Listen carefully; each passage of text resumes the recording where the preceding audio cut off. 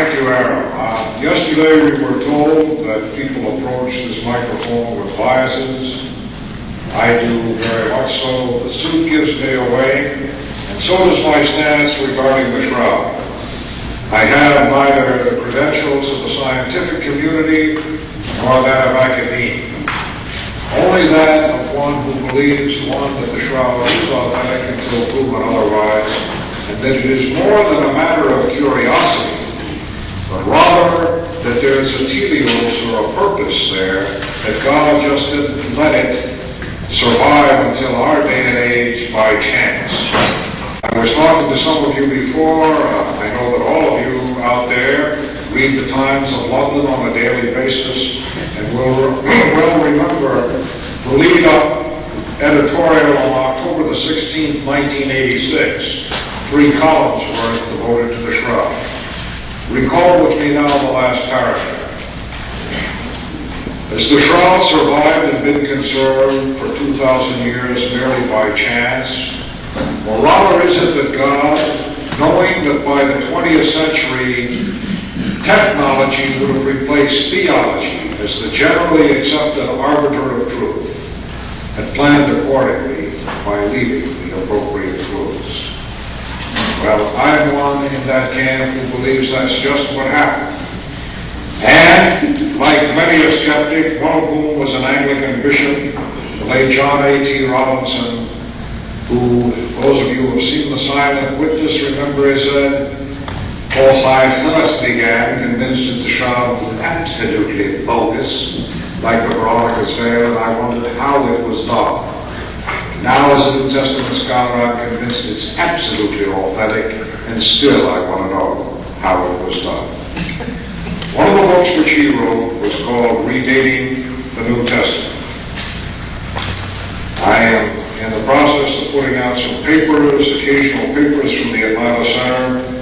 They are based on the ideology of Bishop Robinson. This is what he said about his book. "It is an irritant and incentive to further exploration, and I should like to think, to the opening of fresh questions. For as again in archaeology, settled positions, even if they prove to be vindicated, can, by the very weight of their consensus, deaden dissatisfaction and deter discovery." Yesterday you heard Dr. Scavone say that scholars not believing or interested in the Shroud have had a lot of material go through their hands and failed to see it when it was right there in front of them. I think this is true even in the case of Scripture, especially in the case of New Testament Apocrypha. And so I'm going to share with you today, maybe, hopefully, some new ground. For even though a woman like, who has just written a new book, Eva Kurebuk, in the Veronica in her veil, she does not happen to believe in the Shroud's authenticity. But she says this much better than I can. Christ was resurrected, and so was his Shroud. What seemed dead became animated. What appears material became spiritualized. Turning into an archaeopathos, the cloth metamorphosized into a double of Jesus, the image of his soul. End of quote. As I said, I don't think it's by chance that it's with us. So I ask you to look today at a passage you've all committed to memory, Mark 15, 51, 52. The RSV version says, "And a young man followed him with nothing but a linen cloth about his body. And they seized him, but he left the linen cloth and ran away naked." Could it be that what really we are encountering in this passage is a proleptically placed reference to the empty shroud, the naked body which it once contained, a post-resurrection realization that they who seized him could not thwart his ultimate triumph? Could it be that what we have here is in fact a mark and spy clue to the emerging Christian proclamation that in the end, Jesus' captors and executioners would be left holding only a collapsed and empty shroud, which bore the naked image of him who fled the apparent finality of death. Could it be that in his various references to a linen cloth, when describing both the burial, and he does it twice in verse 1546, and his instance in the Garden of Gethsemane, twice again, what Mark is actually providing is references to the shroud, spy clues which would be significant for Jesus' followers, but simultaneously calm and innocuous enough to go unnoticed by the uninitiated. Now, before rejecting such a hypothesis out of hand, we would do well to remind ourselves that the majority of biblical scholars do not believe in the shroud's authenticity, and nor have they considered that the writers of the Gospels well may have included spy clues in their narratives, attesting not only to the shroud's survival, but also to its significance as a proof of the resurrection for at least one segment of the emerging Christian community. Heretofore, the majority of New Testament scholars have limited their analysis to a focus on the empty tomb, the post-resurrection appearances, as the principal vehicles constituting such proof.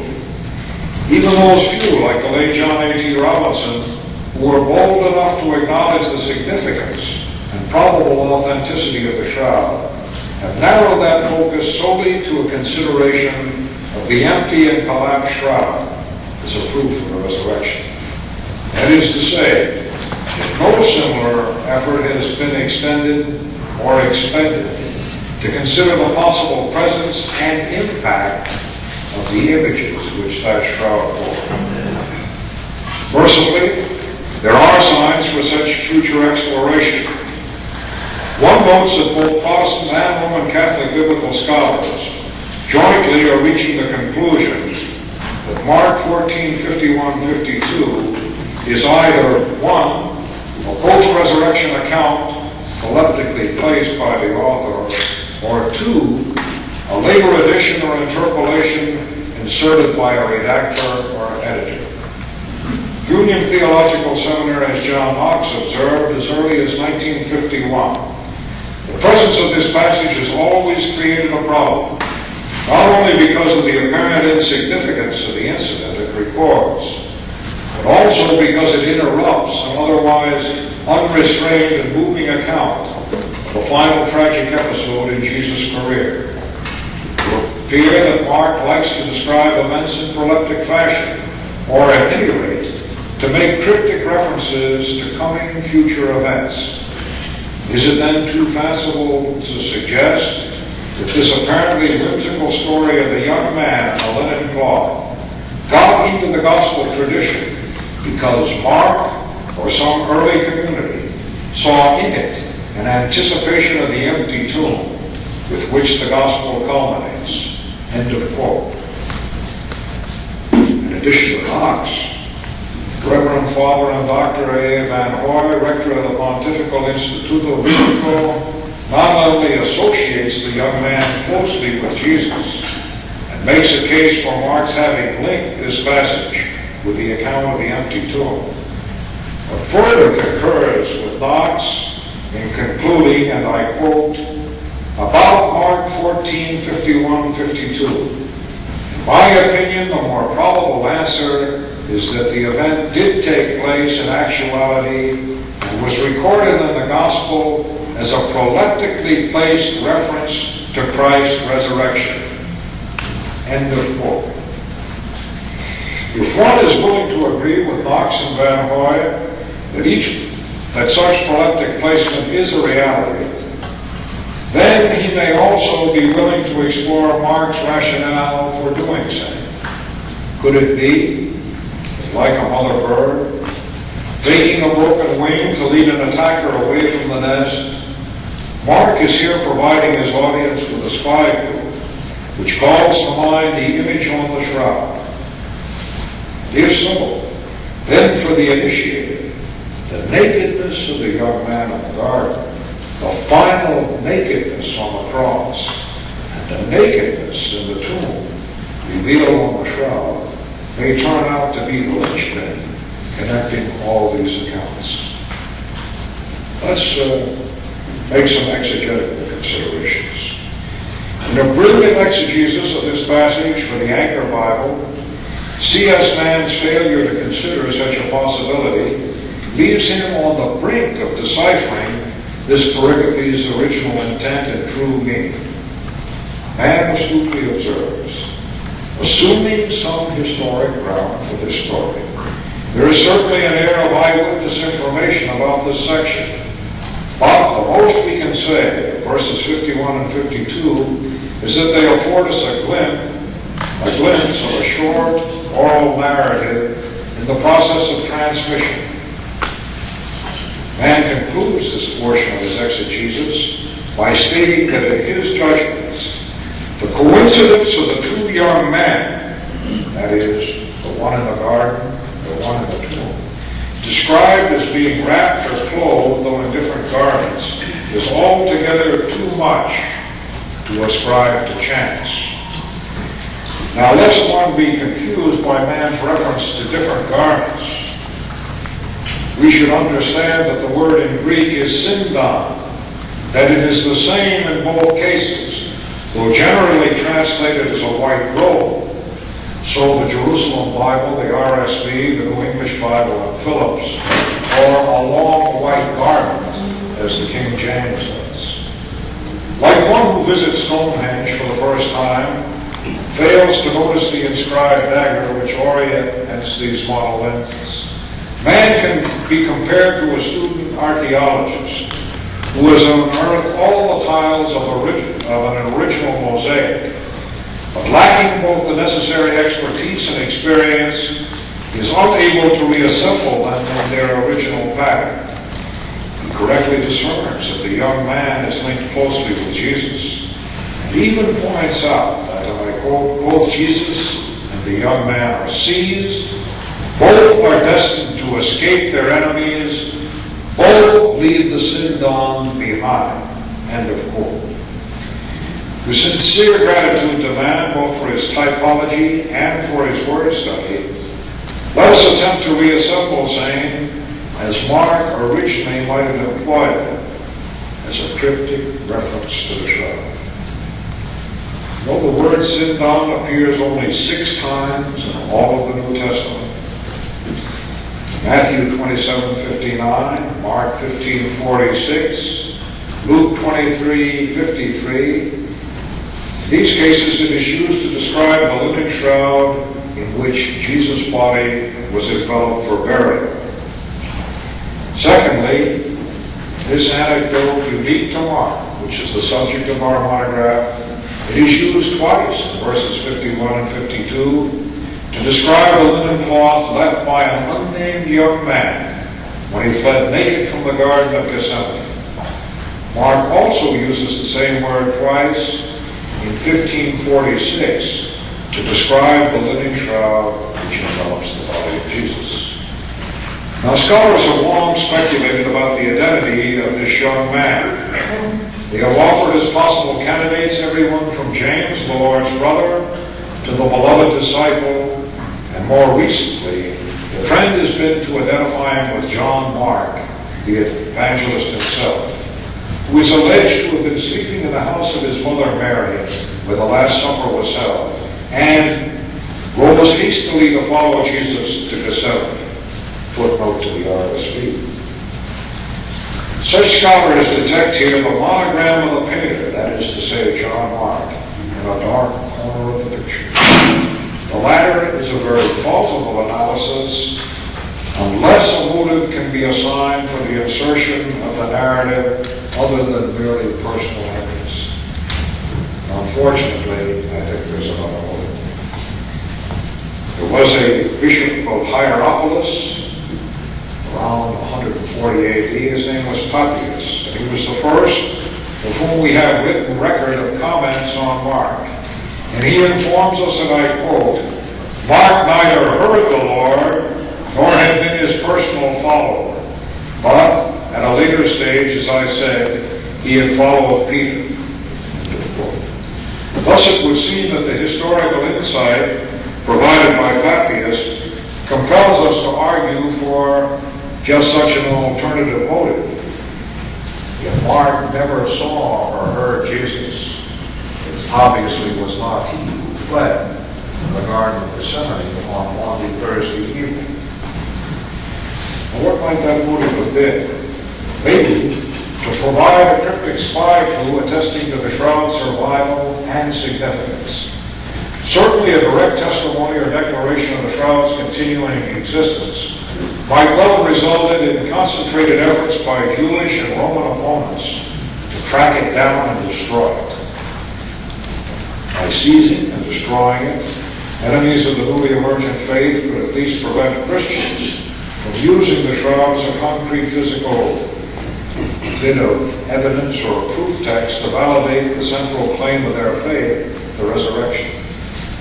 In support of just such a motive, Theodore Bates Cogswell calls our attention to the fourth gospel's use of the loan word sudario. It is taken from the Latin sudario. We find it in John 27. For Cogswell, sudario was purposely chosen as a code word to protect the shroud.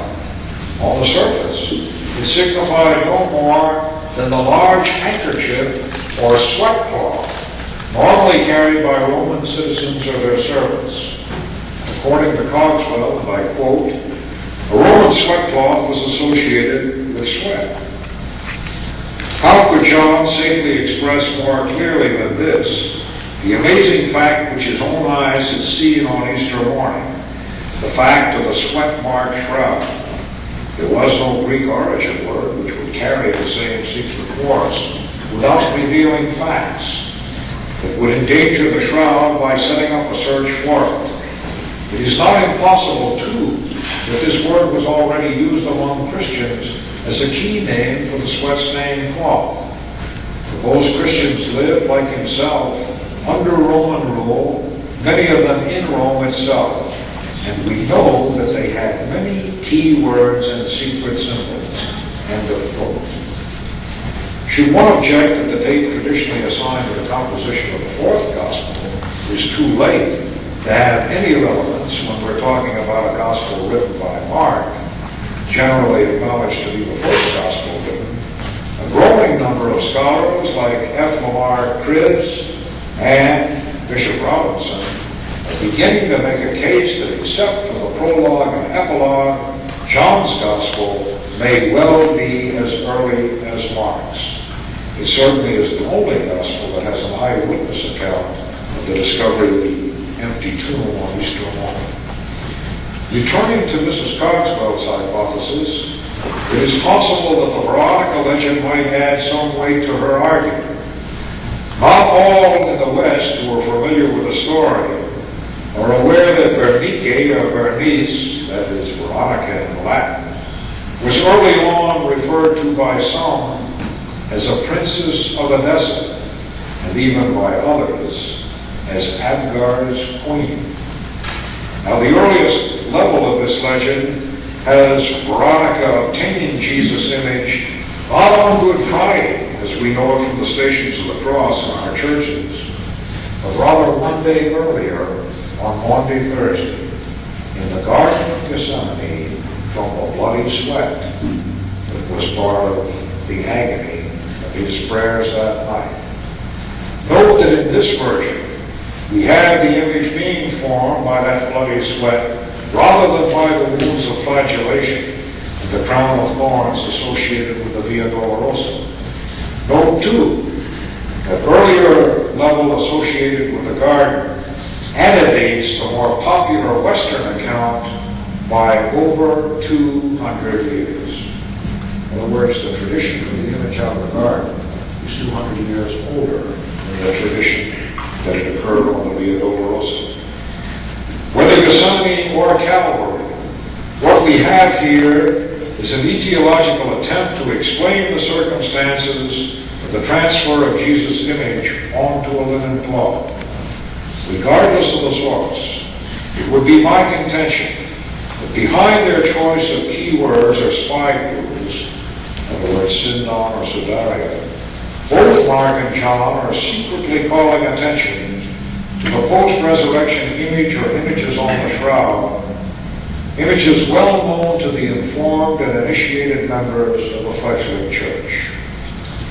Except for rigid biblical literalists, one can make a good case for Mark's repeated proleptic placement of such significant passages as the Passion prophecies, Mark 8:31-38, and the prediction of the church's persecution, Mark 13:5-13. Today, many scholars see even the Transfiguration as a post-resurrection event. Once again, it is Papias, the 2nd century bishop, and the earliest known commentator on the Gospel of Mark, who gives credence to just such a possibility. Papias, as quoted by Eusebius, informs us, and I quote, John the presbyter also said this, Mark, being the interpreter of Peter, whatsoever he recorded, he wrote with great accuracy, but not in the order in which it was spoken or done by the Lord. He, that is Mark, had followed Peter, who used to adapt the teaching to the needs of the moment, but not as though he were drawing up a connected account of the oracles of the Lord. End of quote from Papias. Allowing for this lack of order in Mark's chronology, when one considers the episode of the young man in the garden in context, it is interesting to note that only 7 verses later, that is verse 58 of chapter 14, Mark quotes witnesses who relate Jesus' prophecy that I will destroy this temple that is made with hands, and in 3 days I will hold up another not made with hands. Students of the Shroud ought to know that word pretty well. Once again, a good case can be made for a post-resurrection truth having been placed in a pre-passion context. What may not be so readily apparent to non-students of the Shroud is that Mark's choice of the word archaeopetos, used to describe sin, in other words, not made by human hands, this word appears only 3 times in all of the New Testament. Mark 15:48, 2 Corinthians 5:1, and Colossians 2:11. It is normally used specifically with reference to the resurrection. Of even greater significance for advocates of the Shroud's authenticity is the fact that from its earliest discovery, Christians have always described the image of Dessa, the Mandylion, or the Turin Shroud as archaeopetos, the image not made by human hands. Is Mark's choice and placement of this word merely an unintentional and remarkably fortuitous one? Or is it but another example of what man would describe as, and I quote, a coincidence altogether too much to ascribe to chance? End of quote. Mark's use of archaeopetos is far from the only coincidence linking the image of the young man of the garden and the young man of the tomb. Here man is at his consummate best in forging linkages which may well identify these apparently different stories as being, in the final analysis, 2 descriptions of one and the same phenomenon, the image or images of the man of the shroud. Following man's typology, let us examine each of these similarities in turn. Young man, called dianiskos in the Greek. This word is used nowhere else in Mark except in 16:5, the account of the resurrection. By the time of the 2nd century Epistula Apostolorum, it is not the young man, but the risen Christ himself who announces to the women, and I quote from the Coptic version, "For whom are you weeping? Now do not weep. I am he whom you seek. But let one of you go to your brothers and say, come, our master has risen from the dead. The second word, linen or symbol. The same word for linen cloth is employed not once, but twice by Mark in both his description of the young man at Gethsemane and in his description of Jesus' burial. He talks about Joseph of Arimathea. He bought a linen shroud, and taking him down, wrapped him in the linen shroud. And though used twice in each pericope, Simon appears nowhere else in Mark. Wrapped around, peribebemenos in the Greek. Once again, we discover that the perfect participle of this verb is used to describe the young man at the garden, exactly as it is used to describe the young man at the tomb in 16 verse 5. Even the verb sees, krateo. Here a man notes, and I quote, of 14 examples in Mark, the meaning of overcome, seize, arrest, is present throughout the Passion narrative, including no less than 4 occurrences in the arrest scene. Effectively, therefore, the young man is linked with Jesus by this word. Next, consider ran away, fuego. Even with this word, that calls our attention to the fact that Mark employs it to describe both the flight of the young man in the garden and that of the women at the tomb. 16:8. Though I agree with Mann that a scholar like Letterman attempts to prove too much in contrasting the unbelieving flight of the young man as opposed to Jesus' believing acceptance of his crucifixion, the latter has rightly discerned the connection between the nakedness of the young man in the garden and the nakedness of Jesus on the cross.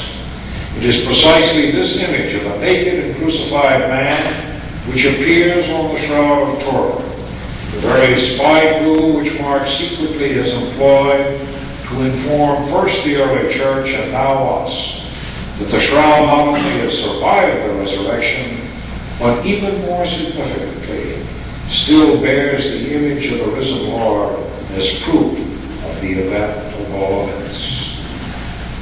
I am deeply grateful to C.S. Mann for his superb exegesis of Mark 14:51-52. Truly, he has discovered the key pieces of this complex and mysterious mosaic. Simultaneously, he also may have unknowingly solved the riddle of Mark's proleptic placement of this unique episode when he concludes that at its deepest level, its meaning, and I quote, is in truth a symbol of unfaith changed into faith, end of quote.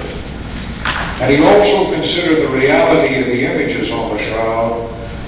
Man further might have been led to conclude that behind Mark's symbolic use of this unique episode was the physical spy clue of the image itself, on testifying to Jesus' resurrection and acknowledged by the beloved disciple on that first Easter morning when he saw and believed. On the day when Mann and other New Testament scholars seriously begin to consider the reality of the shroud and its potential significance, they may well achieve major breakthroughs and new understanding of mysterious passages like Mark 14:51-52.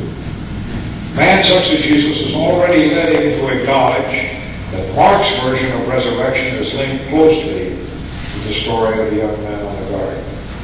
This in turn has led him to conclude that what we really should discern in the latter is a very strong suggestion that what we have here is a consciously constructed drama on the part of Mark, not a repeated tradition.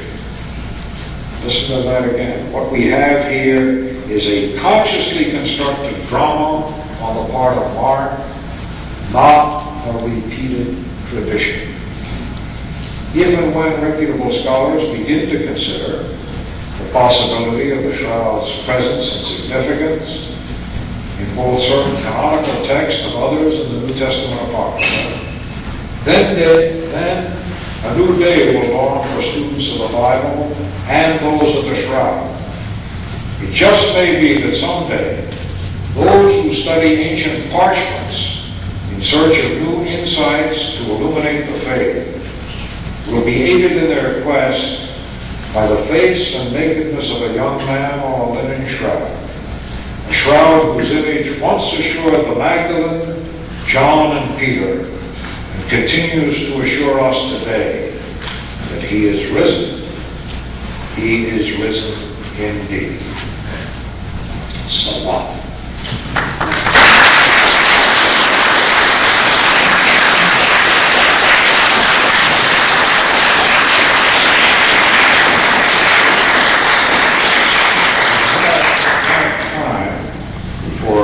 Here we can go into the second one and follow it then with what's easier to do.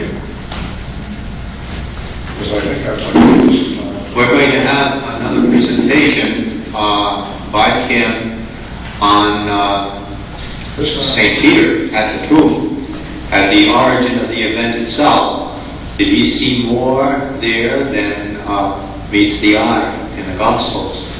And maybe we could have, if there are questions, one or two questions before we get into St. Peter at the tomb on Easter morning. Is there anything about the young man in Mark 14:51-52 that someone would like to address? Sure, they all considered it carefully before they came to the conference. Probably nothing that they haven't heard or considered before. It just happens to be an amazing way to look at it, and maybe a lot more complex. Or why don't we just stretch for 2 minutes, and then we'll start with Peter at the tomb. Consciously, being the amanuensis of Peter, unless Peter himself had seen an image on the shroud.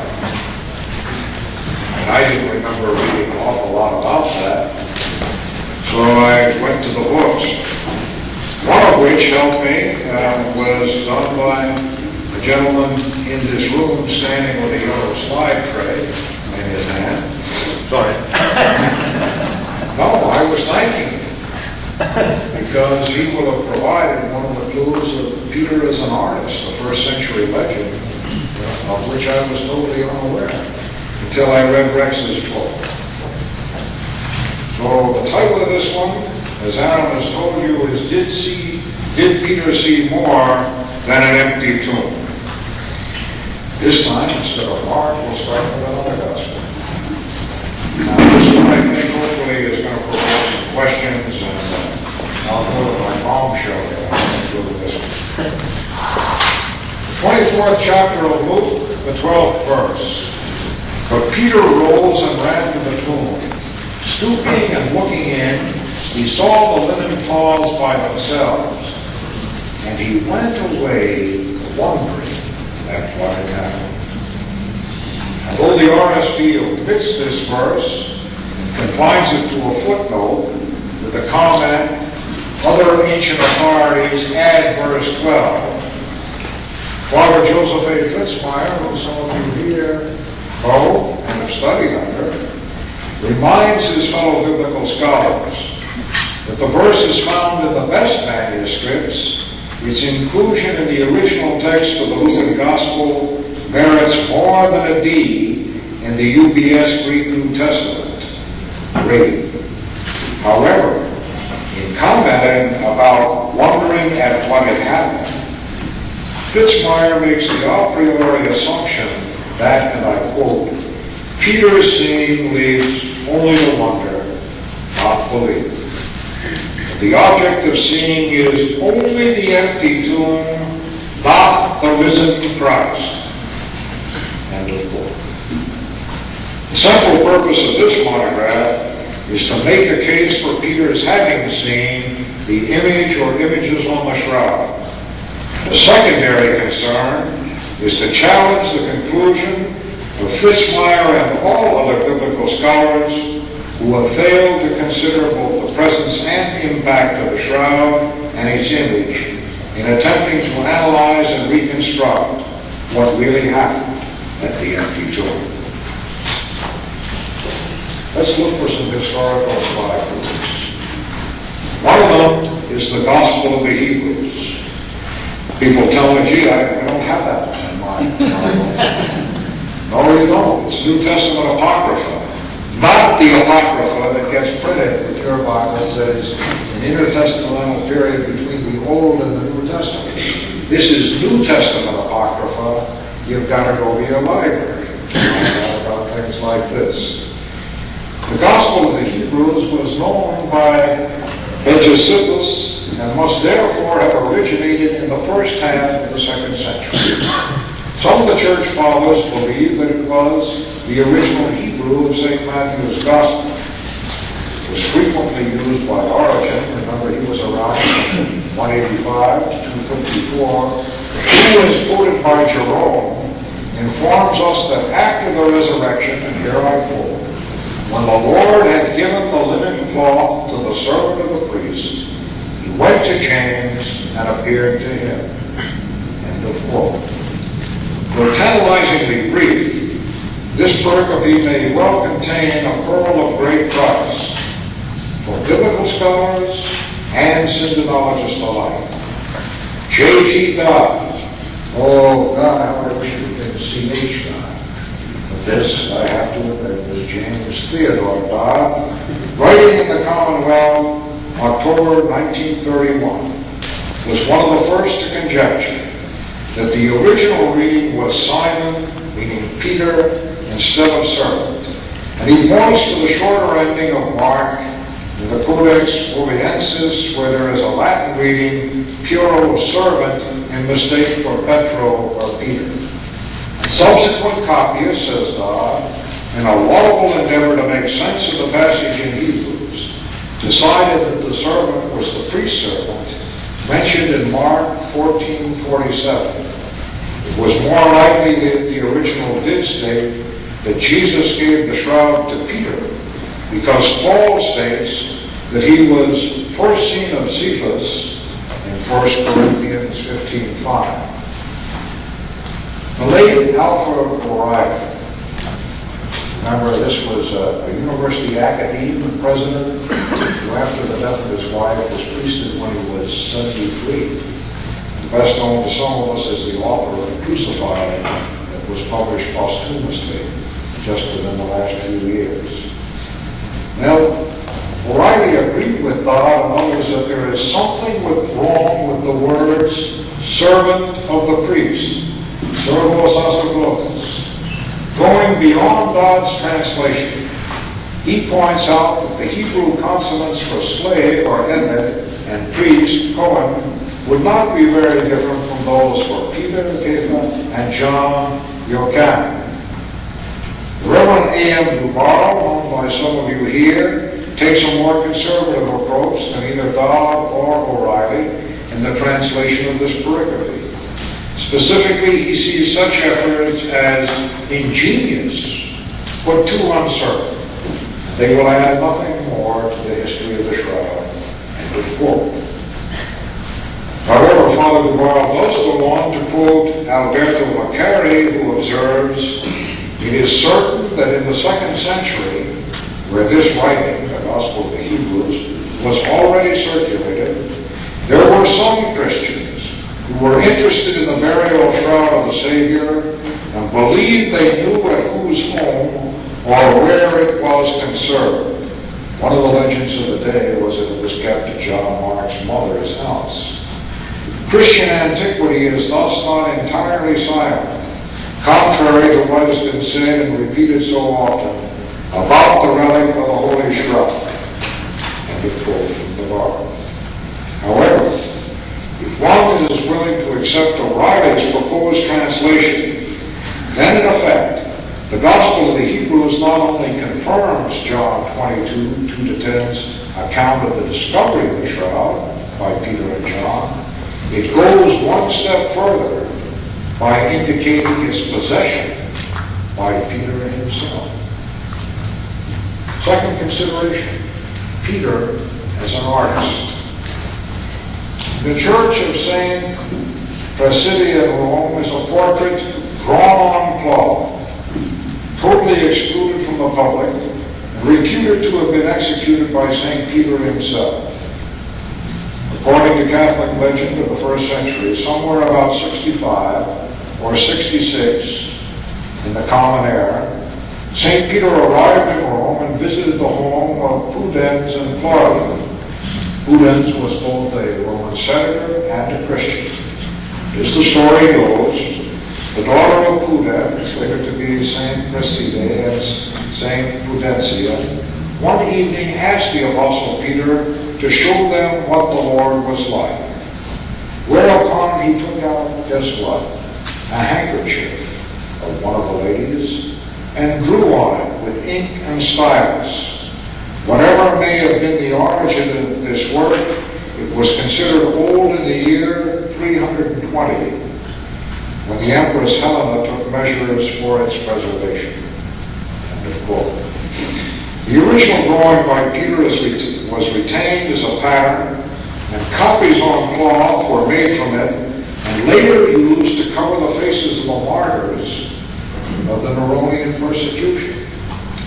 Apparently, there was a custom prevalent at that time to cover the faces of the deceased with little cloths bearing the likeness of Christ, so that Roman converts who had never seen the historical Jesus would recognize and be able to follow him at the time of the parousia. In other words, it was like a one-ad poster in your local post office. Eventually someone came along and said, "You're spending too much time and effort making all these little claws. I'll paint one picture of the Lord's face on the ceiling, and then every stiff part will be sent to the deceased in the place, and look up at the ceiling, and you'll accomplish the same purpose." So we find his ship, even in the catacombs in that regard. But this was the reason, so that the deceased who had never seen him would recognize him and follow him on that great getting up morning. At the very least, three motifs based on historical facts appear to undergird this first century legend. One, Peter is associated with the image and or face of Christ. Two, that face is reproduced on cloth, a handkerchief, or sudare, or in the Greek, sudare, but in any event, a sweatcloth. And three, it appears that there was a perceived need to see the historical Jesus, even though he now reigned in glory as the risen Christ. Could this need have resulted from knowledge by the early church of the presence of images on the shroud, its significance to those like the Magdalene, Peter and John, who were the first to discover sin? Lest this emphasis on the visual be dismissed without significant consideration, we would do well to ponder an observation by Roger Chambers, and I quote, "The Apostolic Church established its credibility objectively and evidentially, i.e., through eyewitness testimony. Skeptics are invited to check the evidence. Never was it suggested that anyone accept the resurrection on emotional or devotional grounds. You ask me how I know he lived? He lived within my heart." That wasn't the way the early church did it. Remember that message from John? He saw and he believed. Now, true, Peter's ability to discern the images may well be the common thread which links together the other bits of information cited in this paper into a consistent and coherent whole. Thirdly, consider St. Nino of Georgia, who died around 338.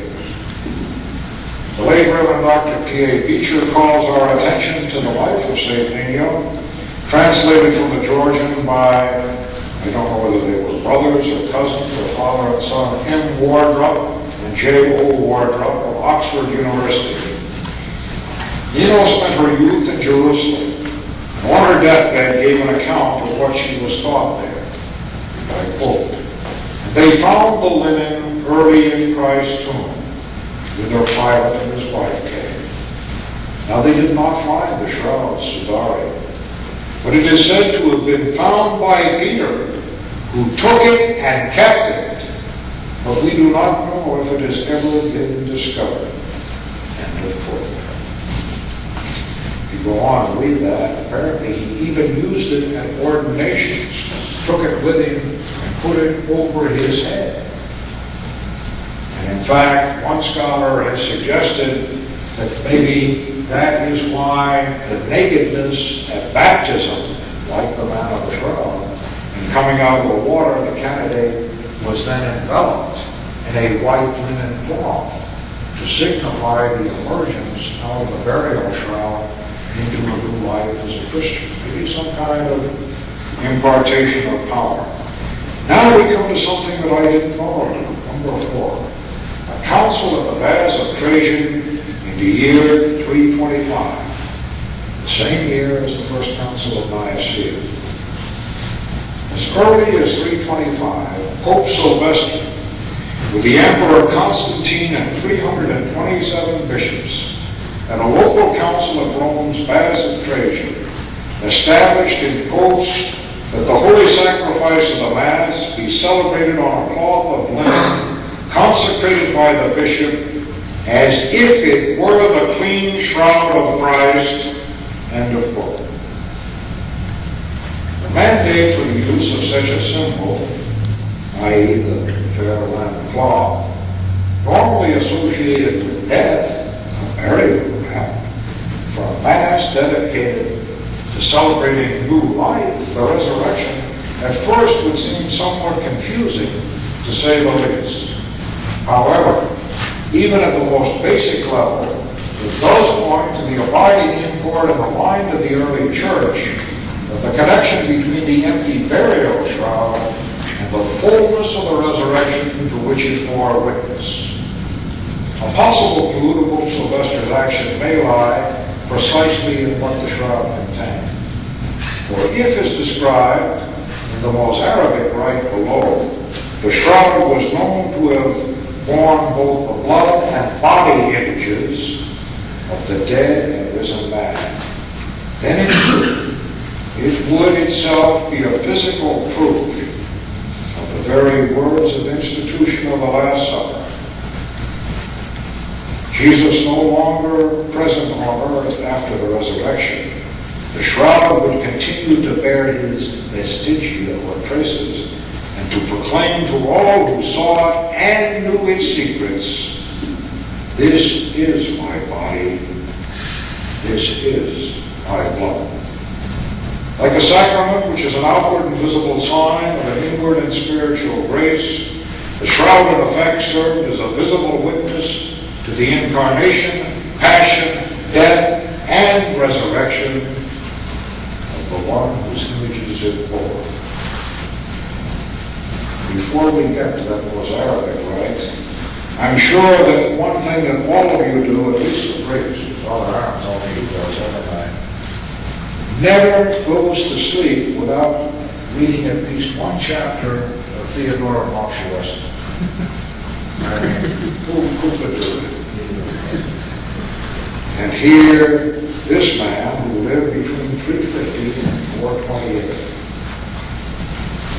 tells us something about the liturgy that I never knew before. For once given its liturgical expression, this use of the living shroud, the great scholar in this field of liturgy, Dom Gregory Dix, saw the spreading of a linen cloth which covered the whole altar as in reality a merely utilitarian preparation, spreading the tablecloth when the table was first wanted, with a plain linen corporal by the deacon before the offertory of the bread and wine. In some such homely form, this little ceremony must go back to the very beginnings of the liturgical Eucharist. Well, indeed it does. For apparently Dix was not aware of that council of the Baths of Trajan, But he does go on later in his book, The Shape of the Liturgy, to quote Theodore of Weston, who in his catechesis, when describing the duties of the deacons at the Eucharist, notes, when they bring up the oblation at the offertory, they place it on the altar for the completed representation of the Passion, so that we may think of him on the altar as if he were placed in the sepulchre after having received his Passion. This is why the deacons, two of them, who spread the linens on the altar, represent the figure of the linen cloths of the burial. Somebody who has academic credentials, I hope, will go back to that document and tell us someday what figure means and how that kind of word ever got in and what it could mean. Figure on the burial shroud? What does it mean? One can only speculate about exactly what Theodore of Weston meant to convey in this instance. However, it is fascinating to question whether or not the plural of deacons is juxtaposed to the singular figure of the linen cloths as a conscious choice on Theodore's part, reflecting his own knowledge of the images on the shroud. It would be all the more exciting if this were the case, for then it would reflect liturgical inclusion of this property of the shroud as early as the late 4th or early 5th century, nearly 100 years prior to the shroud's rediscovery in 525 above Vanessa's west gate. And now one that I think has some real meaning for us. And we have two representatives from Spain, so maybe they can go home and look into this. And that is the Mozarabic rite, which has been celebrated in Spain from the 6th century on. If one continues to wonder if Peter actually saw an image on the linen, like that still visible on the Shroud of Turin, a spy clue indicating such confirmation may well appear in the Allatio, that is the preface, for Tuesday of Holy Week in the Mozarabic rite. It says in its English version, Peter ran with John to the tomb and saw the imprints, is one translation, the Latin is vestigia, of the dead and risen man on the linens. Of the dead and risen man. It is Monsignor Pietro Savio who translates vestigia as imprints. Though Father Morris Green, a Benedictine in England, warns that vestigia, footstep, footprint, trace, or mark, meanings unchanged since the 7th century, could permit this. But the more figurative traces would indicate merely the wrapped state of the clause as though still enfolding the absent body without implying any knowledge of the imprints. As important as the word vestigia may be, it would seem that the key words for correctly deciphering this passage are the dead and risen man on the linens. Let's look at that. On the linens. Whether defined as imprint, trace, or mark. The simplest and most logical interpretation of this passage is that there were some kind of physical marks or traces on the Lord's burial linens. 2. The dead man. Jesus' death having resurrection, which was preceded by scourging, including nails in the hands and feet, and ending with a lance wound in the side, one would expect to see bloodstains on the burial linens. That is not.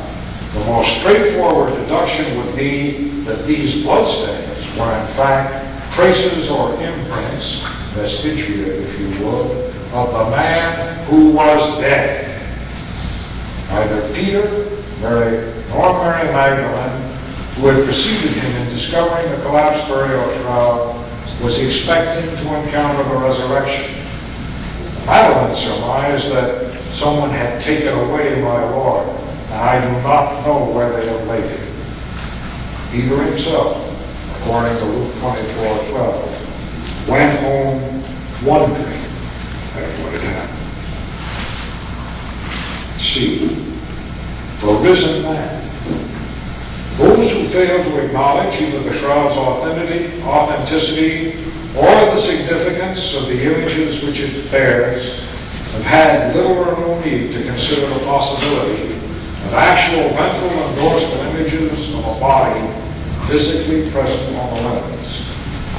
Like Stephen and Constantine Penny, on the night of the Shroud's arrival in Constantinople in 944 of the Common Era, Peter initially may have perceived only a Rorschach-like image, which was extremely blurred, a moist secretion without coloring or artificial stains, which did not consist of earthly colors. Only later would John be able to point out to him the likeness of the Lord and Master who had risen from the dead. Oh no, John Jackson and others are much better qualified than I, but remember Peter was an impetuous fellow. He lost the foot race, but still ended up being the first in the tomb. The younger John, in deference, let his senior pass. Maybe initially he was so close to the cloth that he couldn't see the image. John, who stayed a few feet back, saw it. After he saw and believed, took time to explain to Peter what was there. Maybe that's why Peter kept it, because certainly with all the prescriptions about touching a cloth, it was doubly contaminated, both because it had touched a corpse and because it bore blood, and not only just somebody's blood, but blood of a convicted and executed criminal. It was totally contaminated. My contention is, psychologically, there had to be something highly significant about that cloth for any Jew to pick it up and take it out of there. If there hadn't been something unusual about it, it would have rotted away centuries ago and we would know nothing about it. What was it that had them take it away? Should objection be made to the relevance of a 6th century source in support of Peter's having seen the images on the shroud, history tells us that Saint Leander, who lived from about 550 to 600 or 601, did he go on to become the Bishop of Seville? Leander became Bishop of a see. But at this time, in 582, he was sent on an embassy to Constantinople, where he made the acquaintance of Gregory the Great. And Leander supposedly was involved in helping draft the Mozarabic Rite. Now we have somebody from Spain in Constantinople, and guess when?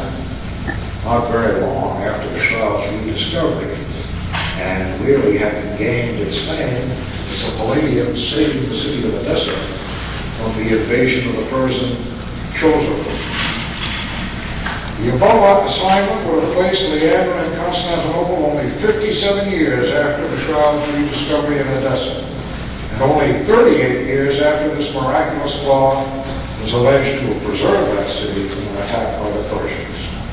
Remember, too, that it was Emperor Justinian I whose engineers were dispatched to Edessa in 525 to divert its river and prevent future flooding.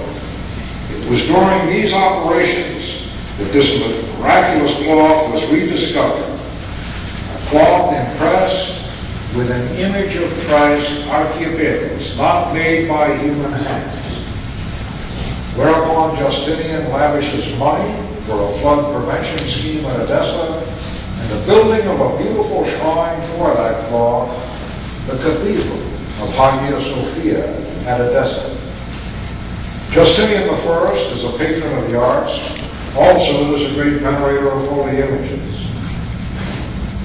According to Dr. Pulse, the Justinian Christ images accord with the shroud face even in proportions and in some strange details, like the swollen left cheek, which in later times will be a special feature of the imperial Christ images. Many of these details, peculiar to the symbolic face, appear in the mosaic of the enthroned Christ at Ravenna's St. Apollinare in the logo, which Dr. Wanger showed us earlier in the day. The study of the church's mosaics reveal a dramatic shift in the portrayal of Christ, which occurs in the middle of the 6th century. The first half of the same, as Dr. Wanger showed us, Christ is beardless, and after 550, he is depicted as bearded. And the enthroned Christ seated is one of the examples that Wilson uses of the symbolic face from the 6th century. The timing of this shift in the portraiture, combined with its striking resemblance to the face of the shroud, would indicate the dependence of Ravenna's mosaics on the Edessa cloth as their model. The same may also be said of the acrostic icon of a pantocrator preserved at St. Catherine's and Mount Sinai. Dating from 550 to 590 of the Common Era, this may have been rendered by an artist dispatched from the imperial studios to Edessa and given as a gift by Justinian to the monastery of St. Catherine's.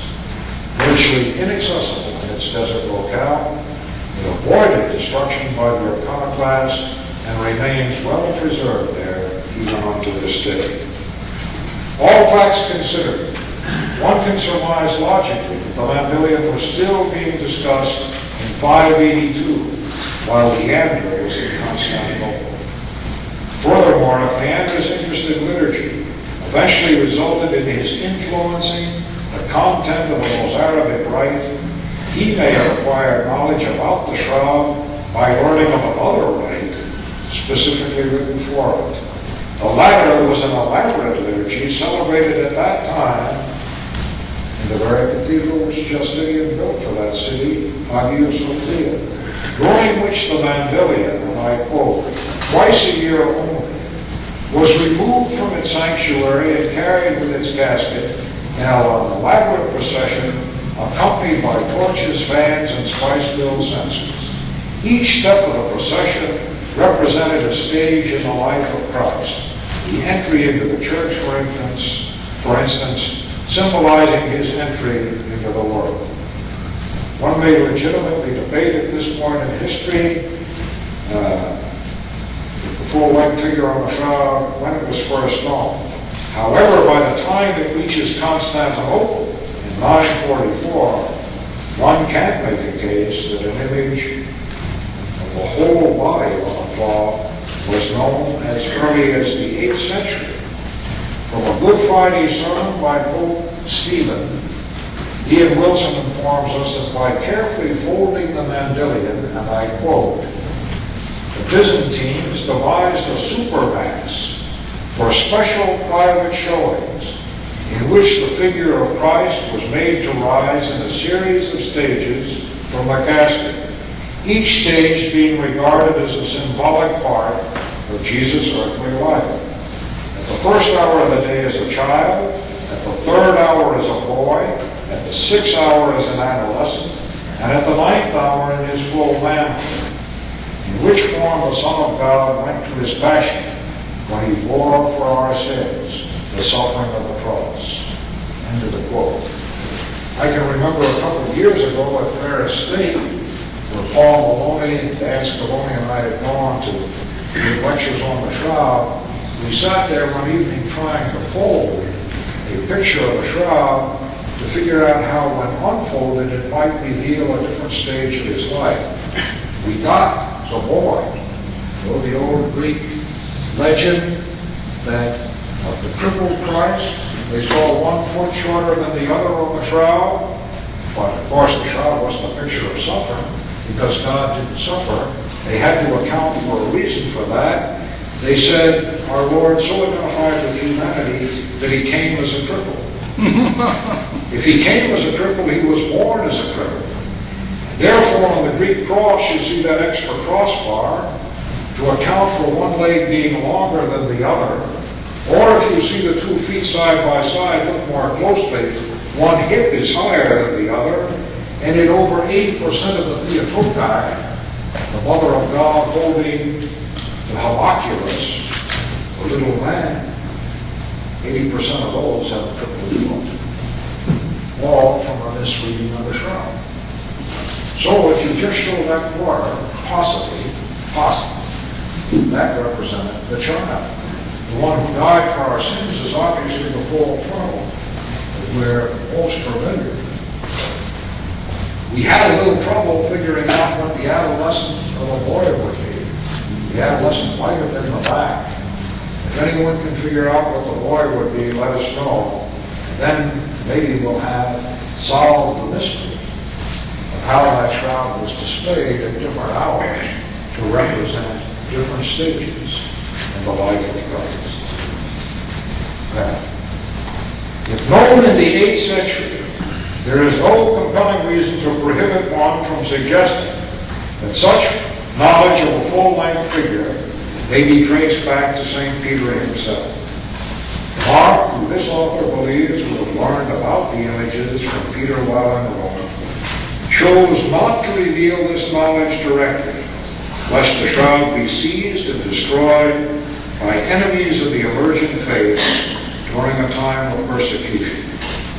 An alternative cause for his silence on the subject may have been his own belief that the cloth had been lost and/or was not crucial to the faith.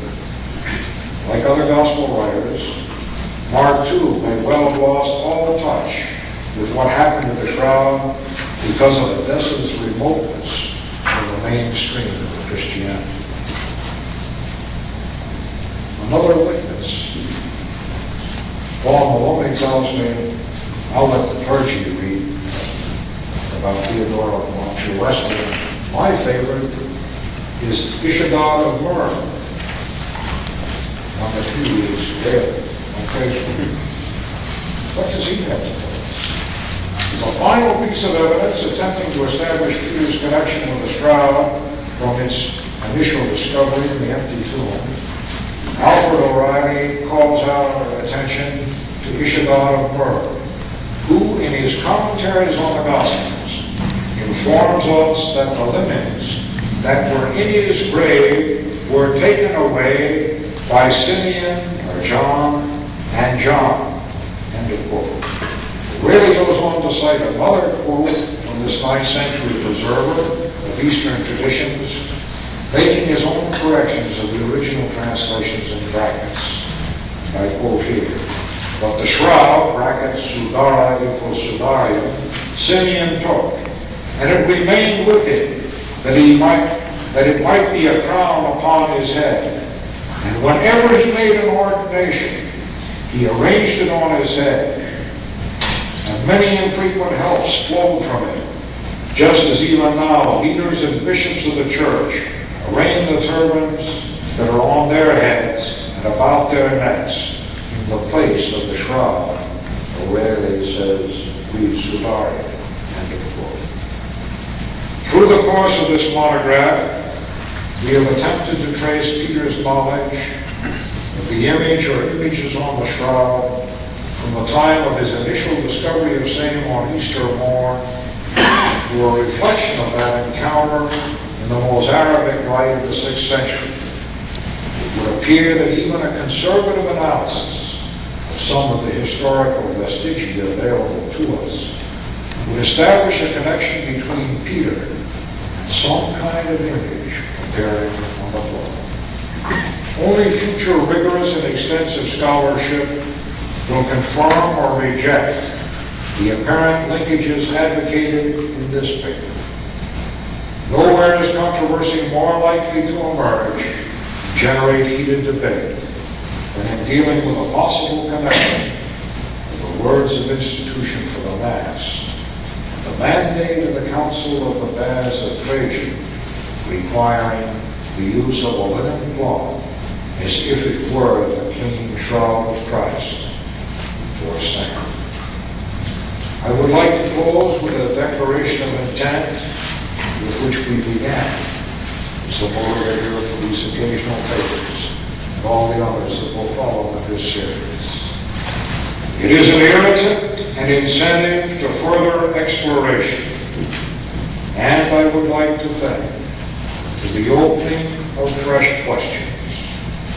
Whereas again in archaeology, settled positions, even if they prove to be vindicated, can by the very weight of their consensus deaden dissatisfaction and deter discovery. There might be one more if I can find it down here somewhere. The insight of a woman, I probably won't have to find it first, but she too said she isn't about to rehash old scholarship, but would take the works of those who had already done fine scholarship and maybe take it to a point that's a little unorthodox where others have feared to go with it in the past. That is the hope. But that empty tomb, the voice that came from it said, "Fear not.